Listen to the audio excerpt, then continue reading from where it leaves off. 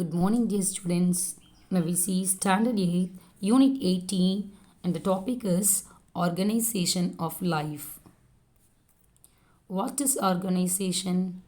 The variation in animal are not only seen in size but also in complexity of the cells, tissues, and the body structure. This is known as organization of life. Organization of cells and tissues. Bacteria, yeast, and amoeba have a single cell body and are called as unicellular organisms. For example, human beings, cows, and trees, these are made up of large number of cells and are called as multicellular organisms. Cells make up tissues, and the tissues make up organs, and the organs make up the organ system. Now we see about the cell.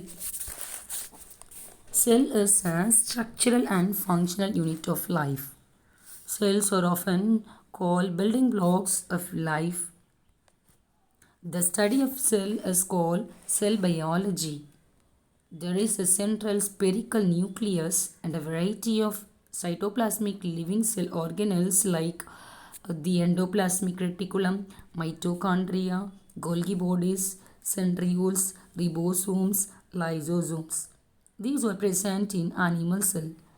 Each cell organelle perform a specific function. The size of cells varies in different animals and which are measured in units of micron. Now we see about the different shape and the size of some cells. Cells are different shapes. Normally they are correlated with their functions. Some cells are oval or round while certain others are elongated. Now we see about the tissues. Tissues are group of cells that have a similar structure and act together to perform a specific function. They are of two types.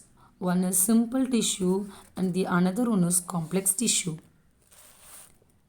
Now we see about the types of tissues. Depending on the basis of their structure and the function, tissues can be classified into four types that are epithelial tissue, muscular tissue, connective tissue, and nervous tissue. Now we see the next organ, the eye. Eyes. The eye is one of the important sensory organ in the human body. It is composed of muscular tissue, connective tissue, and neural tissues.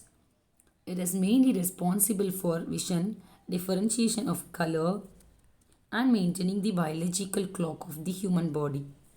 The human eyes are the most complicated sense organ in the human body with several parts fixed together forming a spherical structure. Now we see about the external structure of an eye. The parts of the eye that are visible externally comprise of the external structure of eye. Now we see the first one, sclera. It is tough and thick, white sheath that protects the inner parts of the eye. We know it is known as white of the eye. The next part is conjunctiva. It is a thin transparent membrane that is spread across the sclera.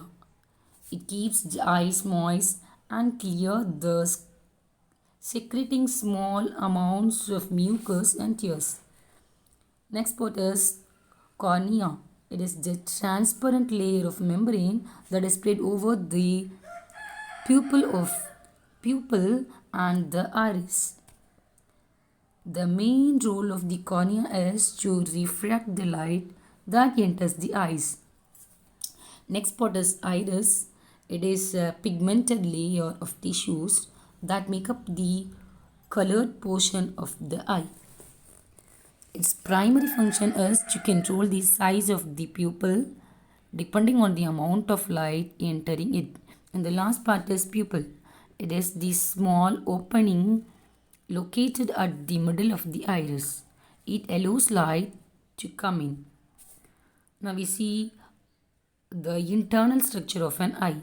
The internal structure of eye includes the following parts that are lens, retina, optic nerve, aqueous humor, and vitreous humor. Now the first one is lens. It is a transparent biconvex and an adjustable part of an eye made up of protein. The lens, with the help of the cornea, reflects light which converts on the retina and creates image on it. The next part is retina. It is the layer present at the back of the eye where all the images are formed. The retina function by converting the light rays into impulses and sending the signals to the brain through the optic nerve. And the next part is optic nerve. It is located at the end of the eyes behind the retina. The optic nerve is mainly responsible for carrying all the nerve impulses from the retina to the human brain. And the next part is aqueous humor. It is a watery fluid that is present in the area between the lens and the cornea. And the last part is vitreous humor. It is the semi-solid, transparent, jelly-like substance that covers the interior portion of the eyes. Now we see the next topic, the respiratory system. Our respiratory system consists of organs like trachea, bronchus, and lungs, which are responsible for exchange of air between the atmosphere and the blood. Now the first part involved in the respiratory system is nose. We inhale air through the nostrils, which lead to nasal cavity. The inner surface of this cavity is lined with the cilia and mucus producing cells, which make it sticky and moist. The next one is windpipe. After passing through the nasal cavity, the air enters the pharynx. Then it goes into the trachea, the windpipe, which is an elastic tube extending down the length of the neck and partly into the chest cavity. Between the pharynx and the trachea lies a small air passage called the larynx, commonly known as the voice box.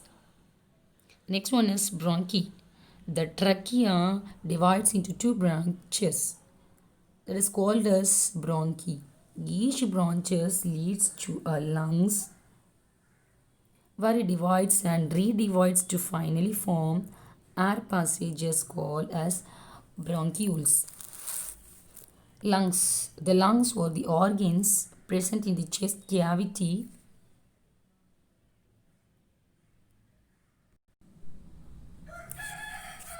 The lungs are the organs present in the chest cavity that allow our body to exchange gases.